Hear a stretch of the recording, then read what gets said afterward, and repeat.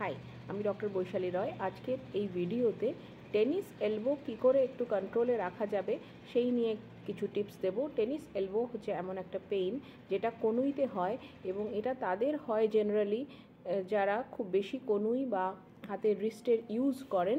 হ্যাঁ, সে তারা কারা না, যারা স্পোর্টস পারসন, যারা প্লাম্বার, যারা খুব বেশি মাল তোলেন রোজ, এই ধরনের মানুষের, অর্থাৎ যারা বেশি করে এই কনুই আর রিস্টটাকে ইউজ করেন, তাদের কিন্তু এই টেনিস এলবো হতে পারে। কিন্তু অনেক সময় এর কোনো সঠিক কারণও বোঝা যায় না।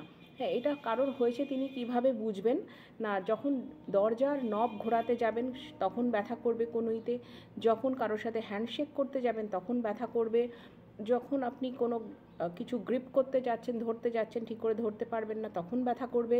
এবং অনেক সময় কি দেখা যাবে যে চায়ের কাপটাও ধরতে যেন কষ্ট হচ্ছে, ওখানে ব্যথা হচ্ছে, বা রিস্ট জয়েন্টে ব্যথা হচ্ছে।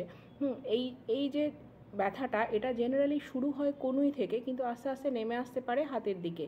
হ্যাঁ, এই যে ব্যথা, এটা কি করে আপনি যদি হয় তাহলে কিভাবে কন্ট্রোল করবেন তার কিছু টিপস দিই।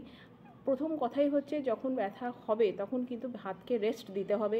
হাতে আইস কম্প্রেশন অর্থাৎ বরফের শেক দিতে পারেন, বা গরম শেক দিতে পারেন, বা ওই জায়গাটাকে একটুখানি এমন ভাবে রাখতে পারেন যেটাতে আপনার আরাম হয়। এবং রেগুলার বেসিসে কিন্তু স্ট্রেচিং এক্সারসাইজ করতে পারেন। হাতটাকে একবার বন্ধ করবেন, একবার খুলবেন, অর্থাৎ এলবো জয়েন্টে যাতে এক্সারসাইজ হয়। হাতটাকে একবার বন্ধ করে নিলেন, আবার খুলে নিলেন, এইরকমভাবে দেখুন, এইরকমভাবে খুলে নিলেন, হ্যাঁ, বন্ধ করলেন, খুললেন, হ্যাঁ, লাইক দিস। হ্যাঁ, এরকম করে করবেন। দিনে 3-4 বার করে করতে পারেন। ধরুন এক একবারে বার 7 বা বার 10 করলেন, হ্যাঁ, তাহলে কিন্তু উপকার হবে।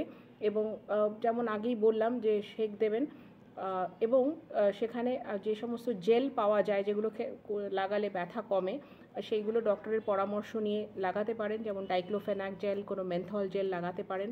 হ্যাঁ, আর এছাড়াও পেইন কিলার ডক্টরের পরামর্শ নিয়ে খেতে পারেন, যার মধ্যে ন্যাপ্রক্সেন থাকে বা অ্যাসিটামাইনোফেন থাকে। কিন্তু এইগুলো করে যদি আপনার ব্যথা দেখা যাচ্ছে যে 6 মাস হয়ে গেল, 1 বছর হয়ে গেল, ব্যথা কমছে না, অবশ্যই কিন্তু ডক্টরকে দেখাবেন।